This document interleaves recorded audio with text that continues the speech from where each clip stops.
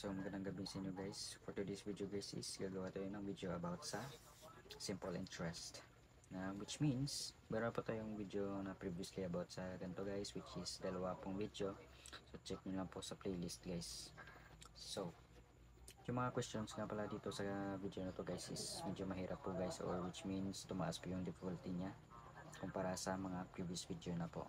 So, to proceed guys, we have the formula which is SI or simple interest equals to P times R times T.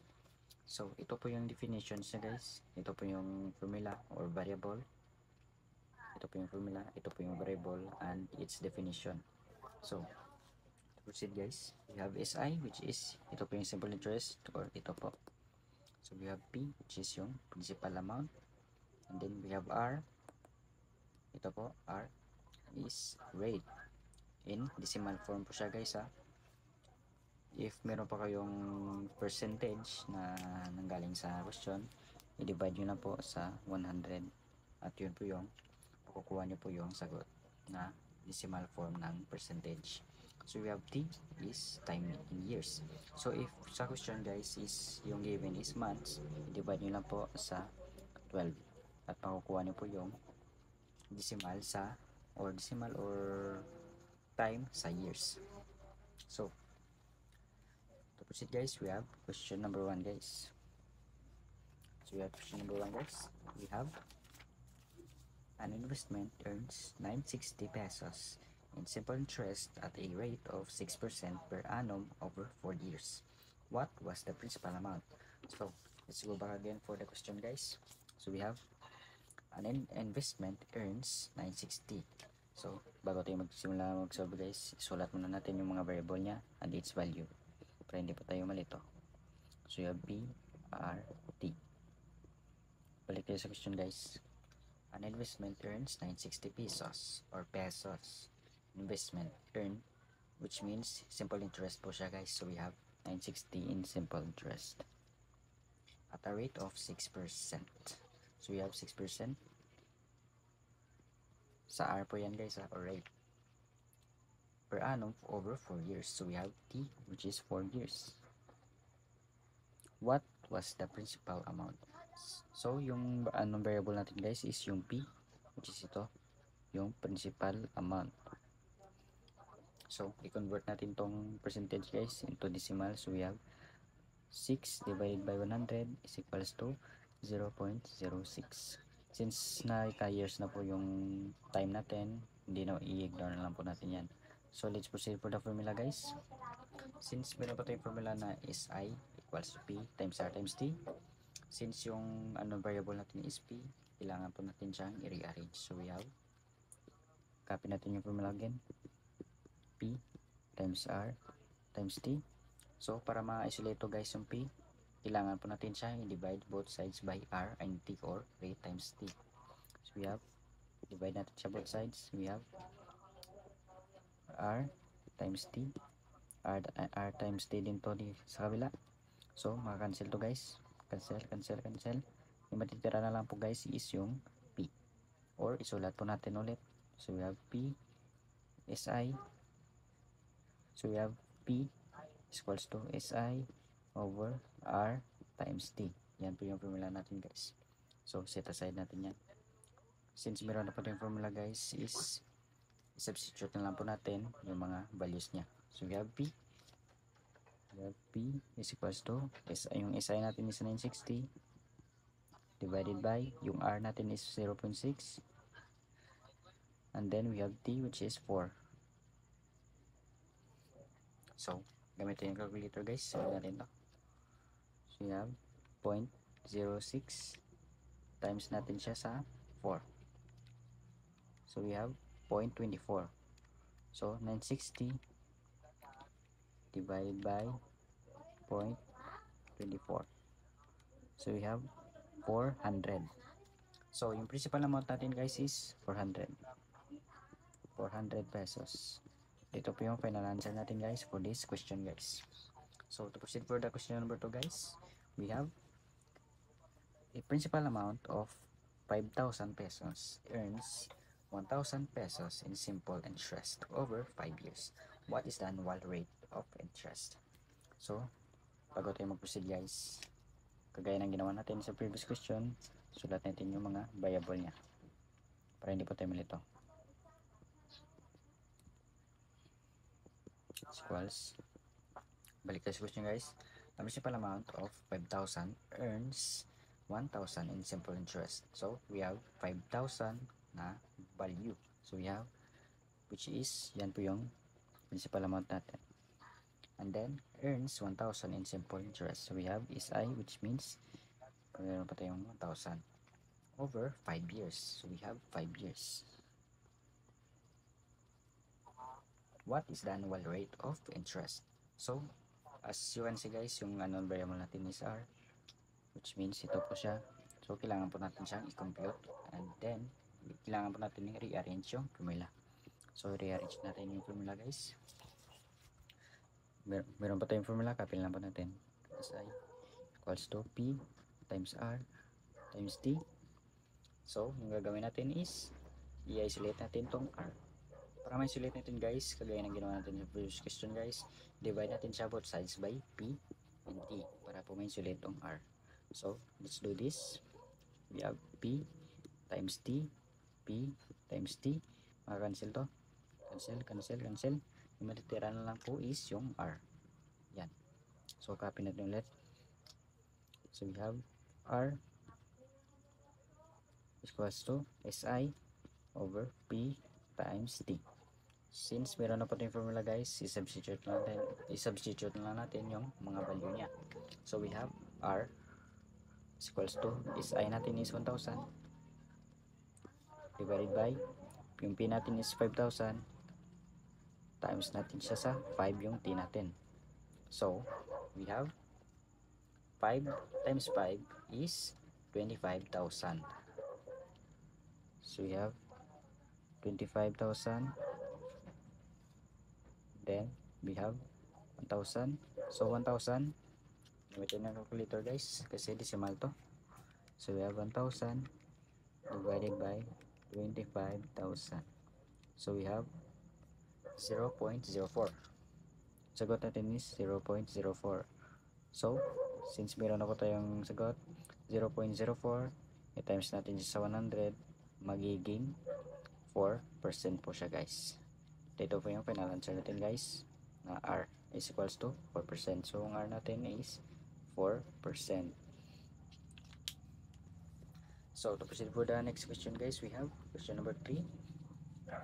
An investment of 2,500 earns 375 in simple interest at a rate of 5% per annum. How many years was the money invested? So, balik tayo sa question guys, kagaya ng ginawa natin sa previous question guys. Kailangan natin isulat yung mga value niyan, variable P, R, T. So, balik tayo sa question guys. An investment of 2,500 earns 375 in simple interest. So, we have yung 2,500 natin guys is, yan po yung P natin, or principal amount. So, we have 2,500 pesos. Earns 375 pesos, which is siyempre yung simple interest natin, which is 375 at a rate of 5% per annum. So, we have 5% here sa rate. So, to proceed, how many years was the money invested? So, since yung variable natin guys is T, so kailangan natin ulit i-rearrange yung formula para makuha natin yung magsagot. So, i-convert muna natin to into decimal form. 5 divided by 100 is equals to 0.05. So, i-convert natin itong formula guys, or i-rearrange pala. P, R, T. So, para ma-isolate itong T guys, kailangan natin siyang i-divide ulit sa P times R. So, we have P times R, divide both sides. So, makakancel to guys. Matitira na lang po is T. So, isulat natin ulit. So, we have T is equals to SI over P times R. So, since meron na po tayong formula guys, kailangan natin ulit i-substitute. So, we have T is equals to, yung SI natin is 375 over yung P natin is ito 2,500 times 0.05 na R. Ito po siya. So, gamitin ang calculator ulit. 0.05 times natin siya sa 2,500. So, we have 125. So, to proceed, 375. Yan, copy natin yan muna. Divided by 125. Yung sagot natin is 3. So, we have T is equals to 3 years. Ito po yung final answer natin guys for this question guys. So, to proceed for the next question guys, we have a principal amount of 8,000 is invested at a rate of 3% per annum for 6 years. What is the simple interest earned? So, kagaya na, so same process lang po ulit guys. P, R, T. So, a principal amount of 8,000 is invested at a rate of 3%.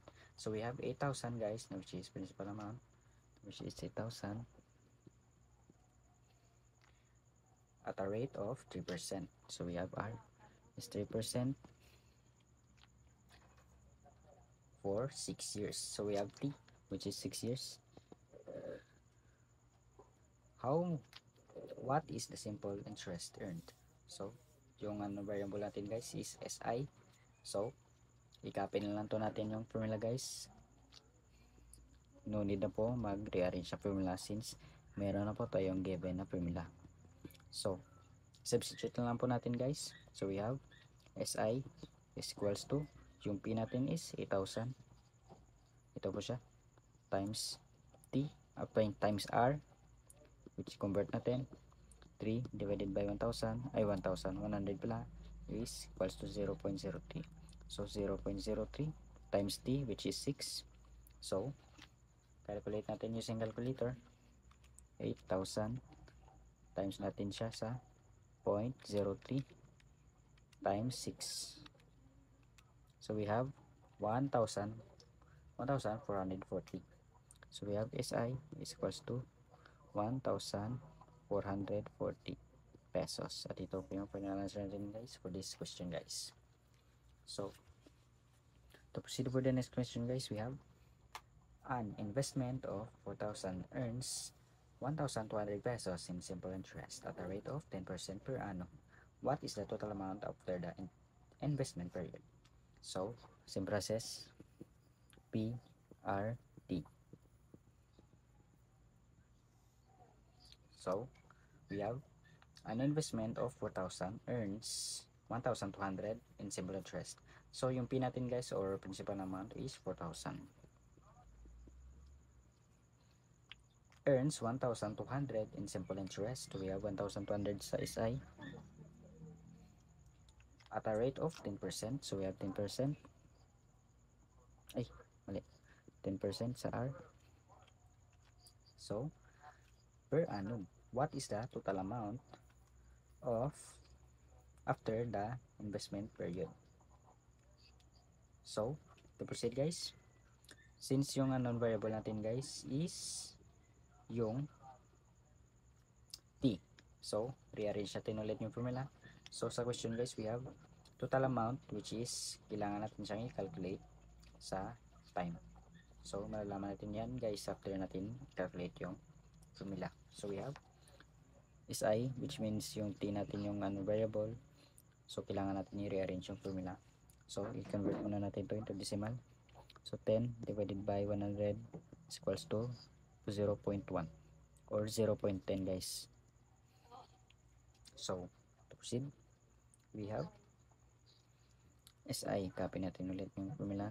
P times R times T.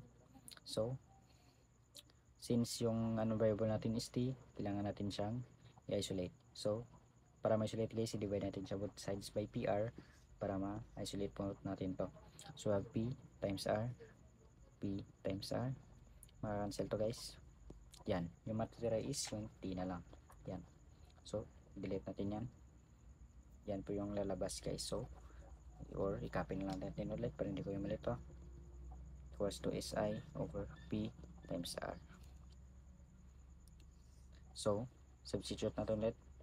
So we have SI, which is 1,200. T equals to 1,200 over P natin is 4,000 times yung R natin is 0.1 or 10. Okay lang po guys, isulat nyo 0.1 kasi yan pa rin yun, or 10, yun pa rin yun. So gamit tayo ng calculator. So we have, unahin natin yung denominator guys times natin siya sa 0.1. Yan. So if curious ka guys, try natin siya i-times natin siya sa 0.10 kung curious kayo. Yan, same answer na po guys. So we have 4,000 400 pala over 1,200. So divide natin yan, 1,200 divided by 400 so equals to 3. So yung time natin is 3 or 3 years. Ito po yung final answer natin guys. So balik ko sa question guys, we have what is the total amount. Since yung sa question guys is required yung total amount, i-calculate natin guys. So we have total amount, which is A, equals to SI plus P equals to yan. So yung SI natin guys is ito 1,200 plus P, which is 4,000. So yung total amount natin na na-earn guys is 1,600. No, hindi pala, 4,000 to guys So yung total amount na na-earn natin is 5,200 sa 3 years. Dito po yung final answer natin guys for this question guys. So if mayroon kayong suggestion or question about this video guys, just PM me guys. So meron po akong papasagot sa inyo guys na 5 question guys na regarding sa topic na to. So comment down your answer below guys sa comment section guys. So don't forget to follow, like, and share my video guys. Maraming salamat.